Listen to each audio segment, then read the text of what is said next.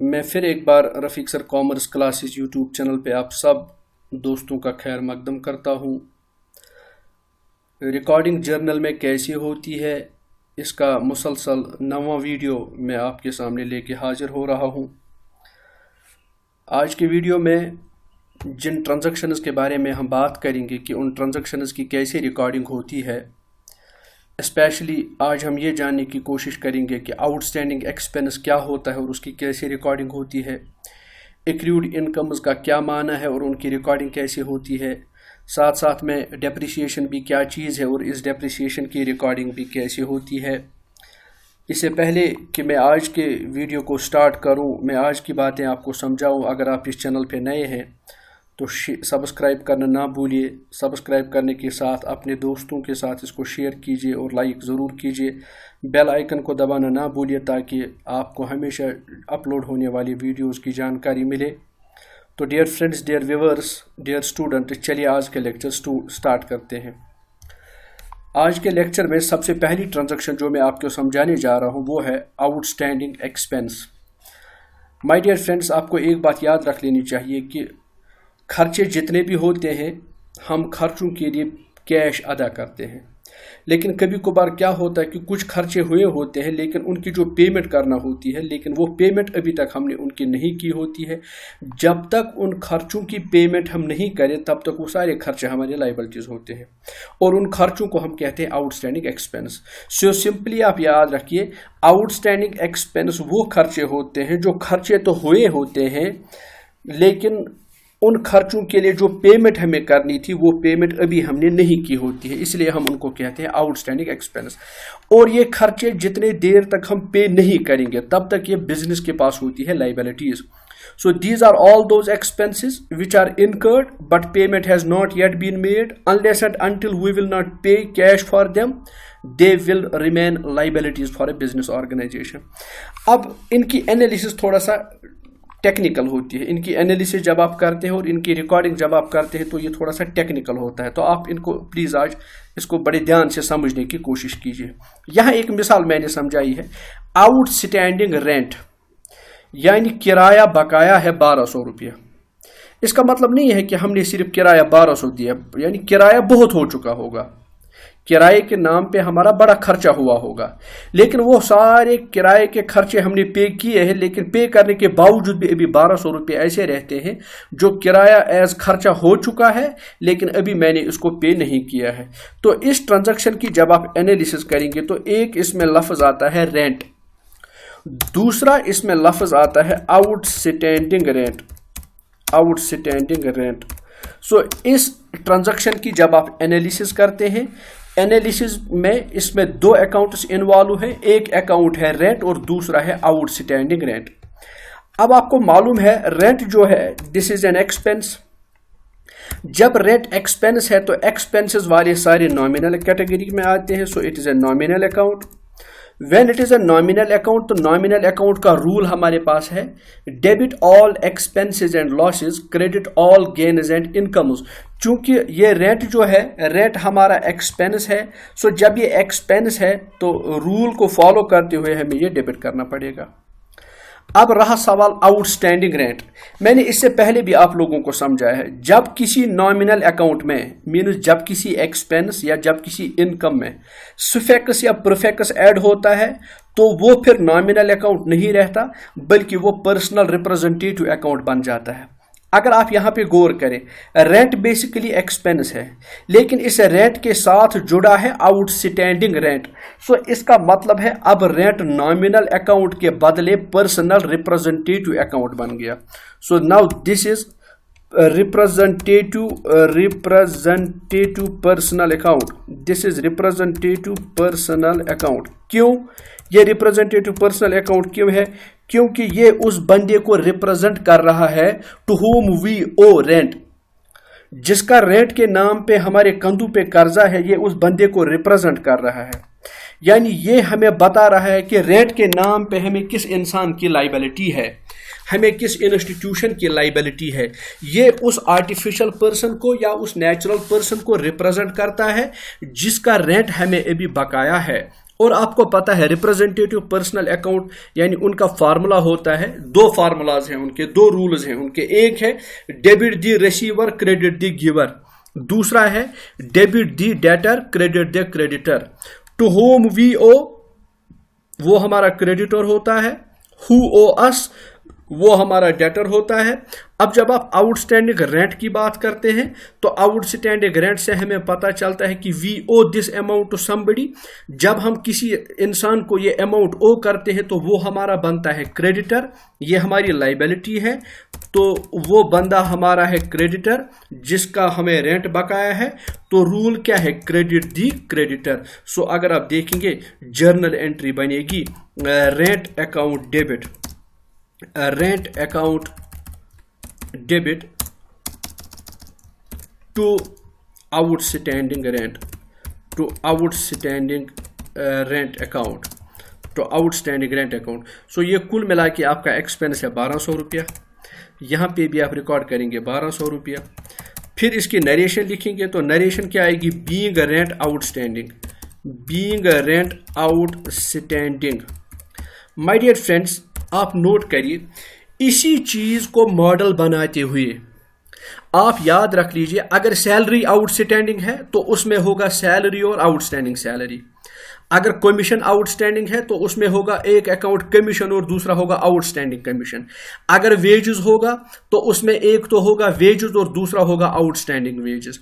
इसी के साथ माय डियर फ्रेंड्स, अगर इंटरेस्ट होगा तो आप उसमें इंटरेस्ट और आउटस्टैंडिंग इंटरेस्ट। सो जितने भी आउटस्टैंडिंग एक्सपेंसेस होते हैं जब आप उनकी एनालिसिस करोगे, एक तो बराह रास्त वो अकाउंट उसमें इन्वॉल्व है और दूसरा फिर उस अकाउंट का आउटस्टैंडिंग पार्ट उसमें इन्वॉल्व है। होप आप अब आउटस्टैंडिंग एक्सपेंसेस के जितने भी ट्रांजेक्शन्स हैं मुझे उम्मीद है कि आप उनको अब रिकॉर्ड कर पाएंगे। अगली ट्रांजैक्शन, इसको इस कॉन्सेप्ट को मजीद क्लियरिफाई करने के लिए, इसको मजीद समझाने के लिए आपके सामने एक और ट्रांजैक्शन रखता हूं। आप इस ट्रांजैक्शन पे गौर कीजिए। ट्रांजैक्शन है paid wages ₹2600 and outstanding wages ₹400। इसके दो हिस्से हैं, एक हिस्सा तो यहां तक है यानी पेड वेजेस, हमने वेजेस अदा किए हैं 2600। इसके बाद हमारे पास आउटस्टैंडिंग वेजेस यानी वेजेस के नाम पे 400 रुपया बकाया है। अगर इस ट्रांजैक्शन की आप एनालिसिस करोगे, देखिए यहां लफ्ज पेड है, पेड वेजेस मतलब हो गया कि हमने पेमेंट की है वेजेस के नाम पे। सो इसमें एक अकाउंट इन्वॉल्व है कैश, दूसरा फिर इसमें इन्वॉल्व है वेजेस, और तीसरा फिर इन्वॉल्व है इसमें outstanding wages, outstanding wages, outstanding wages. यानी तीन चीजें इसमें इन्वॉल्व है। एक इन्वॉल्व है यहां पर कैश, दूसरा इन्वॉल्व है वेजेस, वो वेजेस जो आपने पे किए हैं, तीसरा है फिर आउटस्टैंडिंग वेजेस, वो वेजेस जो अभी बकाया है। अब आपको मालूम है ट्रेडिशनल अप्रोच जब फॉलो करोगे तो कैश होता है हमारा रियल अकाउंट, कैश हमारा होता है रियल अकाउंट। तो आपको पता है रियल अकाउंट, तो जब हमने वेजेस पे किया है, वेजेस पे करने का मतलब है कैश हमारी ऑर्गेनाइजेशन से जा चुका है। सो कैश को हो गया है गोज आउट। जब कैश को हो गया है गोज आउट तो हमारे पास रूल है debit what comes in, credit what goes out. तो आप इस रूल को जब अप्लाई करते हैं तो आपको बखूबी मालूम हो जाएगा डेबिट व्हाट कम्स इन तो यहां लगेगा नहीं, बल्कि यहां तो कैश को कम्स इन हुआ ही नहीं है। जब कैश को हो गया है गोज आउट तो रूल अप्लाई होगा क्रेडिट व्हाट गोज आउट। फिर आप देख लीजिए वेजेस की बात हम करते हैं। जब आप वेजेस की बात करते हैं तो आप देख लीजिए माय डियर फ्रेंड्स, वेजेस हमारा एक्सपेंस है। जब ये एक्सपेंस है तो एक्सपेंस है हमारा नॉमिनल अकाउंट। जब ये नॉमिनल अकाउंट है, नॉमिनल अकाउंट का रूल यही है debit all expenses and losses, credit all gains and incomes. चूंकि ये हमारा एक्सपेंस है इसलिए हम इसको डेबिट करेंगे। अब रही बात आउटस्टैंडिंग वेजेस की, मैं आपको फिर से कह रहा हूं वेजेस का लफ्ज है एक्सपेंस, लेकिन जब भी एक्सपेंस के साथ कोई चीज प्रीफिक्स या सुफिक्स ऐड हो जाए तो वो पर्सनल अकाउंट बन जाता है, पर्सनल रिप्रेजेंटेटिव अकाउंट बन जाता है। तो यहां पर वेजेस है, वेजेस के साथ अब ऐड हो चुका है आउटस्टैंडिंग। इस आउटस्टैंडिंग की वजह से ये वेजेस अब नॉमिनल अकाउंट नहीं रहा, बल्कि नॉमिनल अकाउंट के बदले ये पर्सनल रिप्रेजेंटेटिव अकाउंट बन गया, या आप इसको कह सकते हैं रिप्रेजेंटेटिव पर्सनल अकाउंट। तो अब आपको मालूम है रिप्रेजेंटेटिव पर्सनल अकाउंट ये उन मजदूरों को रिप्रेजेंट करता है जिनका वेजेस हमारे पास बकाया है। ये जब तक वेजेस हम उनको पे नहीं करेंगे तब तक ये हमारी लाइबिलिटी है, तब तक वो मजदूर हमारे क्रेडिटर्स हैं, बिकॉज वी ओ देम ₹400। तो ये क्रेडिटर्स है हमारे। तो रूल हमारे पास क्या है पर्सनल अकाउंट का? डेबिट दी डेटर, क्रेडिट दी क्रेडिटर। तो अब आप जरा गौर करिए, आपने कैश पे किया है 2600 रुपया, आपके पास वेजेस अभी बकाया है 400 रुपया, लेकिन टोटल वेजेस जो आपका है माय डियर फ्रेंड्स 2600 तो पे किया है, ये खर्चा है, ये खर्चा भी हुआ है और पेमेंट भी हुई है। 400 रुपया वेजेस जो है ये खर्चा हुआ है लेकिन अभी ये अनपेड है, अनपेड वेजेस है। सो कुल मिला के आपका खर्चा हो गया 3000 रुपया, जिस 3000 में 2600 खर्चा भी हुआ है और पेमेंट भी हुई है, और 400 रुपया ऐसा है जो खर्चा तो हुआ है लेकिन उसकी अभी पेमेंट नहीं हुई है। अब आप इस एनालिसिस के बाद जब जर्नल एंट्री बनाओगे तो जर्नल एंट्री आपके ऐसे बनेगी, आप यहां नोट कर लीजिए, wages account debit, wages account debit, यानी वेजेस अकाउंट जो है ये डेबिट हो रहा है कितने अमाउंट का? 3000 का, लेकिन उसमें आप नोट कर रहे हैं to cash account, to cash account, लेकिन हमारे बिजनेस से अभी तक सिर्फ कितना टू कैश अकाउंट, हमारी ऑर्गेनाइजेशन से अभी तक सिर्फ 2600 रुपया निकला है। तो यहाँ पे आप 2600 रुपया रिकॉर्ड करेंगे, कैश के नाम पे 2600 रुपया आप रिकॉर्ड करेंगे। फिर अभी हमारे पास आउटस्टैंडिंग वेजेस है, हमारी ये लाइबिलिटी है। तो आउटस्टैंडिंग वेजेस, जब आप आउटस्टैंडिंग वेजेस की बात करते हैं तो आउटस्टैंडिंग वेजेस हमारा कितना है? 400 रुपीज़। जब आप इसकी नरेशन करने बैठोगे, नरेशन लिखने बैठोगे, तो नरेशन सिंपली है paid wages and outstanding wages, paid wages and outstanding wages. उसके बाद आप आगे बढ़िए, हमारे पास एक और एंट्री है जिसको हम कहते हैं एक्रूड। आपको याद रखना चाहिए कुछ इनकम्स होते हैं जिन इनकम्स को हम कहते हैं एक्रूड इनकम्स। एक्रूड इनकम्स वो इनकम्स होते हैं जिनको हमने अर्न किया होता है, वो हमारे इनकम्स होते हैं। क्योंकि आप लोगों को एक चीज ध्यान में रखनी चाहिए, जब भी कोई खर्चा होता है तो उस खर्चे से एसेट का आउटफ्लो हो जाता है, यानी कैश हमारी ऑर्गेनाइजेशन से जाता है। लेकिन जब भी हम कोई इनकम अर्न करते हैं तो एक्सपेक्ट यही रहता है कि इनकम अर्न करने से कैश या कोई और एसेट उसका इनफ्लो हो जाता है, यानी इनकम अर्न करने से या तो हमारी बिजनेस में कैश आता है या फिर हमारी बिजनेस में कोई और एसेट आता है। लेकिन कभी कभार क्या होता है कि हम इनकम अर्न करते हैं, इनकम अर्न करने के साथ ही हम उसकी पेमेंट भी रिसीव करते हैं, यानी कैश भी रिसीव करते हैं। लेकिन कभी कभार ऐसा होता है कि कोई इनकम हमने अर्न की होती है लेकिन अभी तक उसको रिसीव नहीं किया होता है। So those incomes which we have earned but we have not received, they will be called as accrued incomes. So accrued incomes, remember my dear viewers, my dear friends, my dear students, accrued incomes are those incomes which we have earned but we have not received them।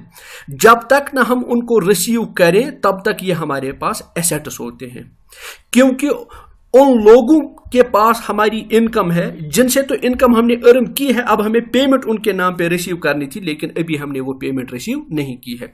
उन्हीं incomes को कहते हैं हम accrued incomes. अब जब आप accrued incomes को record करोगे तो एक्रूड इनकम्स को रिकॉर्ड करना, आप यहां देख लीजिए, इस एंट्री पे गौर कीजिए, इस ट्रांजैक्शन पे गौर कीजिए। ट्रांजैक्शन है एक्रूड इंटरेस्ट ₹6000। इसका मतलब है मैंने इंटरेस्ट को अर्न किया है, मैंने इंटरेस्ट अर्न किया है लेकिन अभी तक उसको रिसीव नहीं किया है। इसका मतलब यहां तो कैश इन्वॉल्व ही नहीं है, बिकॉज जब इनकम अर्नड है लेकिन अभी रिसीव्ड नहीं है तो कैश तो आया नहीं है यहां पे। सो इसकी एनालिसिस जब आप करोगे तो इसमें एक है इंटरेस्ट, यानी वो उस इनकम का नाम जो इनकम मैंने अर्न की है, एक तो इंटरेस्ट है, दूसरा इसका है एक्रूड इंटरेस्ट। एक्रूड इंटरेस्ट यानी वो इंटरेस्ट जो अर्न तो हुआ है लेकिन अभी तक मैंने रिसीव नहीं किया है।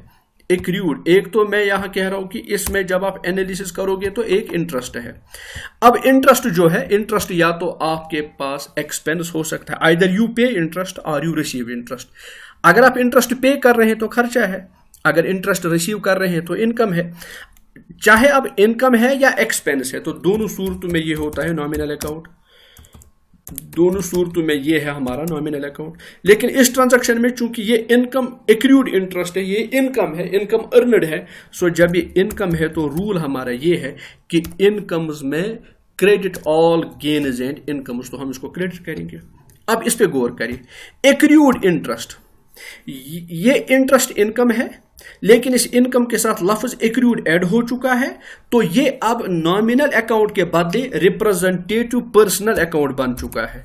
क्योंकि मैं बार बार रिपीट कर रहा हूं, अगर कोई नॉमिनल अकाउंट या एक्सपेंस या इनकम अगर उसके साथ सफिक्स या प्रीफिक्स ऐड हो जाए तो वो फिर नॉमिनल अकाउंट नहीं बल्कि पर्सनल रिप्रेजेंटेटिव अकाउंट बन जाता है।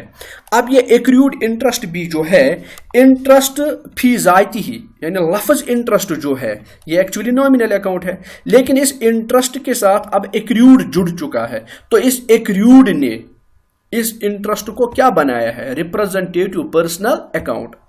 अब ये उस इदारे को या उस इंडिविजुअल को रिप्रेजेंट करता है कि जो जिसके पास मेरा इंटरेस्ट है, जिसने मेरा इंटरेस्ट अभी अनपेड रखा हुआ है, जहां से मैंने इंटरेस्ट अर्न किया है लेकिन अभी उसने मुझे वो पे नहीं किया है।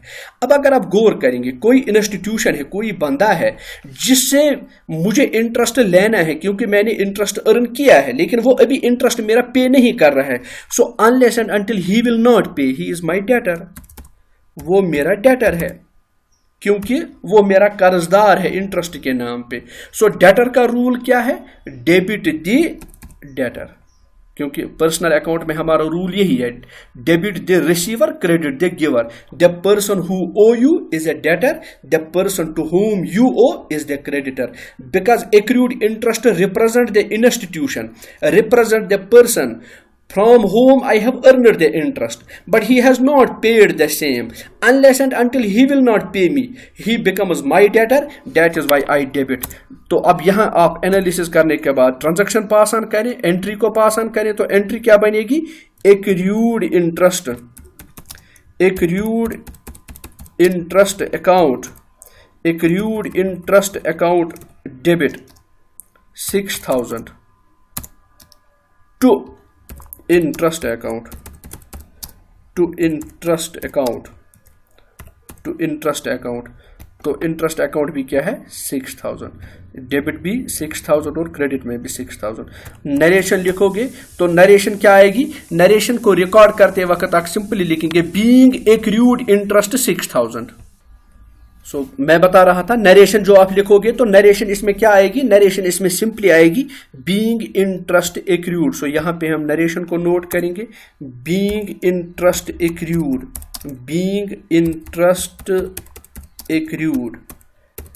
अब इसी ट्रांजैक्शन को आप मॉडल बनाइए। अब जितने भी एक्रूड इनकम्स होंगे उनका नाम कुछ भी हो, चाहे उनका नाम कमीशन हो, डिविडेंड हो, इंटरेस्ट हो, वेजेस हो, सैलरी हो, या वट एवर, जो भी किसी नाम की इनकम हो जो आपने अर्न की हो लेकिन अभी तक रिसीव नहीं की हो, तो उन इनकम उसका रिकॉर्ड बिल्कुल इस तरह मेंटेन किया जाएगा। यहां इंटरेस्ट था एक्रूड इंटरेस्ट, कभी एक्रूड वेजेस हो सकता है, कभी एक्रूड सैलरी हो सकता है, कभी एक्रूड डिविडेंड हो सकता है, कभी एक्रूड कमीशन हो सकता है, या कुछ भी जो भी हो।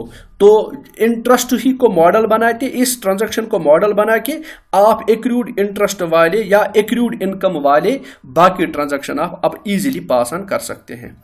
अब एक अगला एंगल भी ले लीजिए ट्रांजैक्शंस का। अब वो जो एंगल मैं बता रहा हूं वो है डेप्रिसिएशन का। आप लोगों को माय डियर फ्रेंड्स आपको मालूम है कि जब आप डेप्रिसिएशन की बात करते हैं तो डेप्रिसिएशन सिंपली क्या मतलब है, डेप्रिसिएशन का सिंपली मतलब है decrease in the value of asset.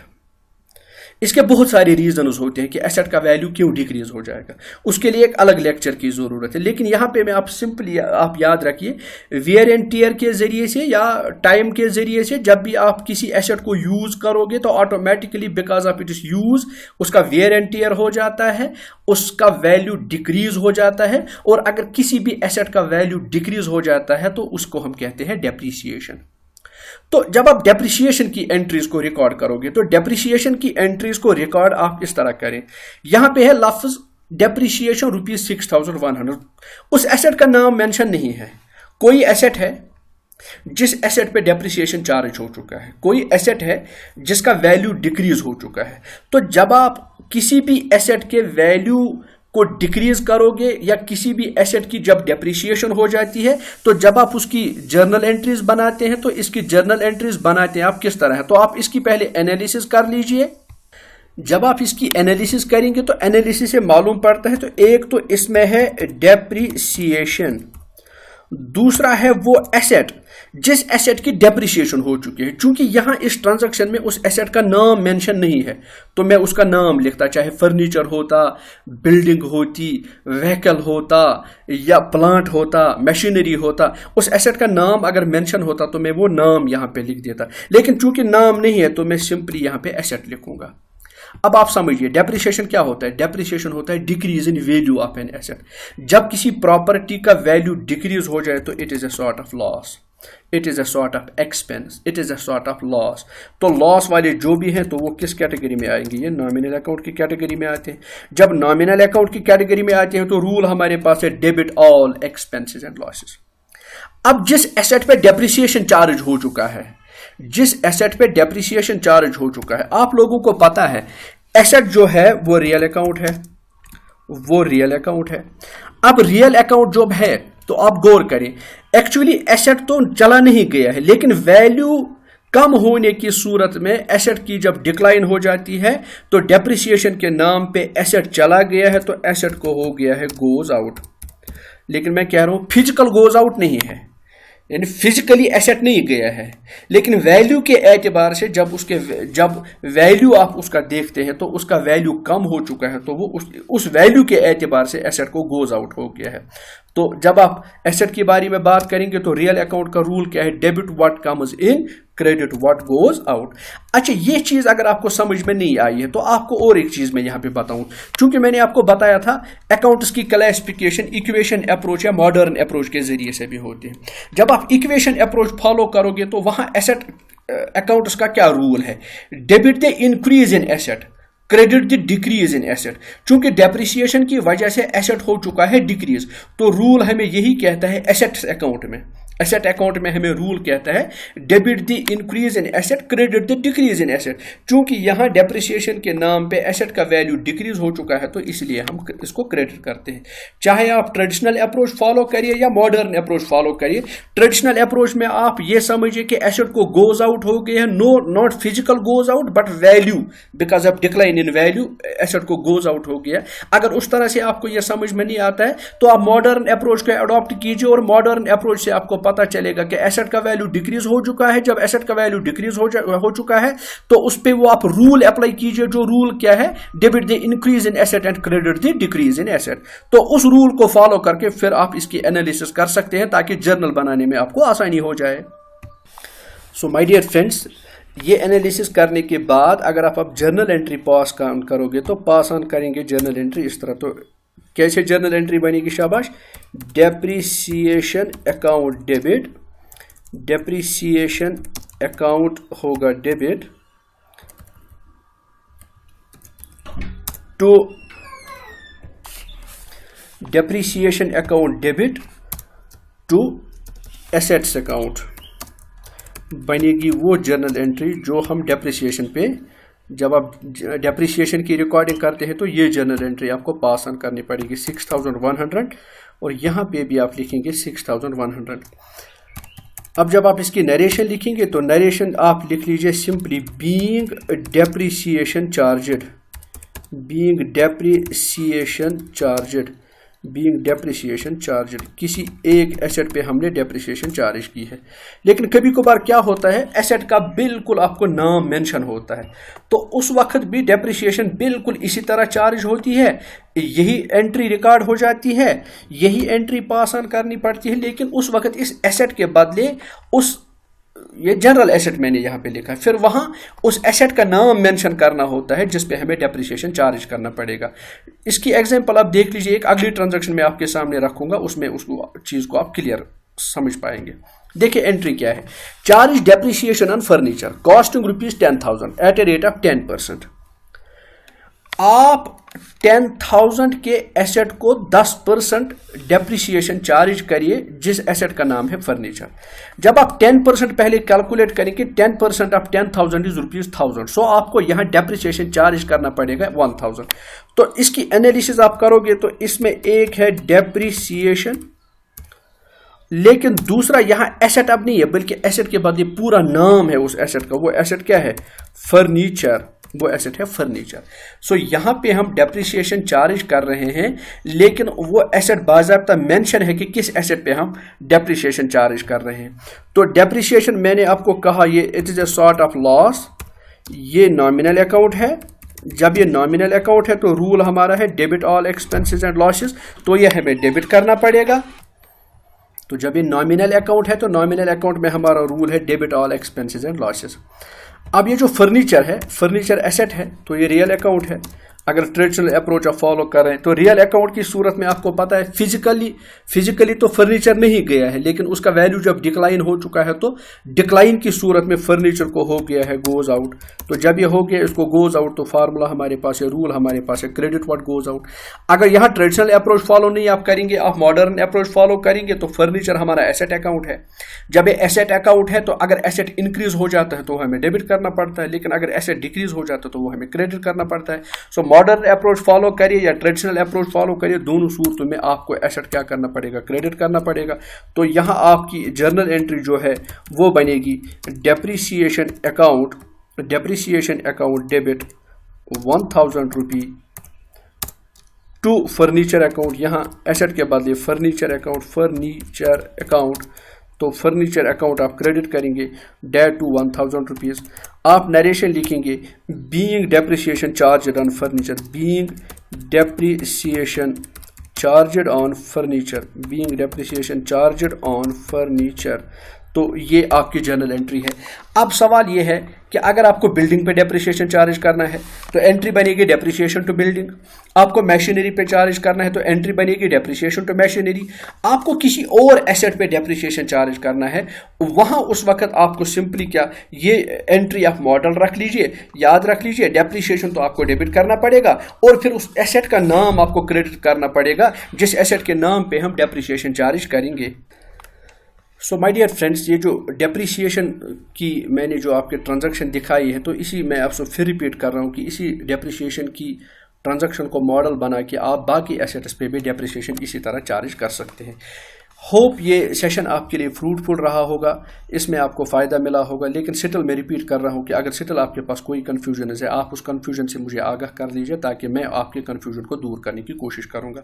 लेकिन साथ साथ मैं आज के लेक्चर के एंड पे मैं कुछ आपको प्रैक्टिस एक्सरसाइज के बारे में बात कर रहा हूँ। मैं कुछ यहाँ पे ट्रांजैक्शंस आपको दे रहा हूँ, ये कुछ 5 ट्रांजैक्शंस हैं।